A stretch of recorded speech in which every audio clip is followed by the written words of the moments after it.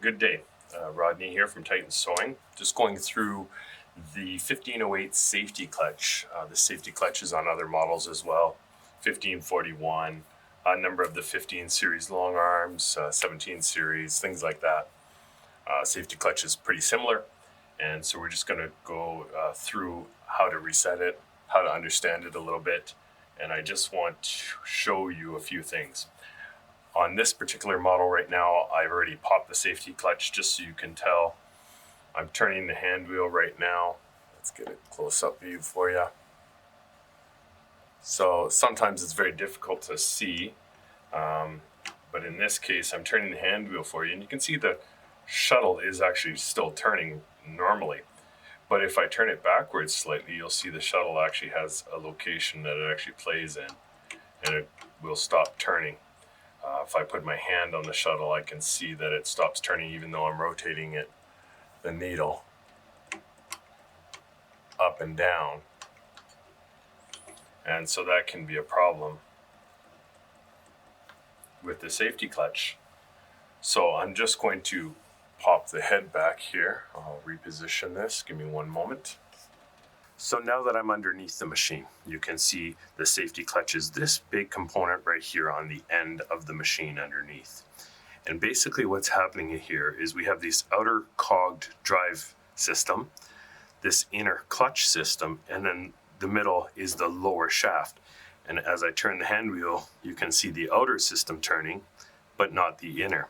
And that means there's a disconnect between the upper and the lower shaft. That means that the lower shaft has taken a lot of stress or a lockup, and that has caused the lower shaft clutch system to throw out and disengage. It's a safety protect system, and it helps protect your machines. What happens now is quite simple. We're going to press the silver button on the bed and turn the hand wheel until the lower shaft engages with the pin on the bed. Once it's engaged, I now turn the hand wheel slowly backwards until you get it to sit into place. And you'll see in a moment here, it's coming around, the hook catches, and this hook here is now going to catch. Once that's catched, you can hear it lock into place if I throw it hard enough. Sometimes it's harder than others. Right now I've disconnected this clutch to the lowest setting so that it throws out quite easy. I wanted to show this to you. So if you're finding that your clutch is throwing out too commonly, not for big problems, more for just little jams, this can be an issue because you'll constantly be throwing your clutch out. That setting is actually right here on this screw. It's an eccentric, and there is a small Allen key that locks that into place. Now it may be hard for you to see the first time, but if you follow this Allen key or this screw through, you'll see a hole in the cog right beside the belt, and that's an Allen key. It's a 2mm Allen key. You will loosen that or tighten it, of course, if you want to lock it in place, but loosen it, and then you will turn this. If you see this arm get closer to this area right here, that's stronger. If I turn it away, that's weaker.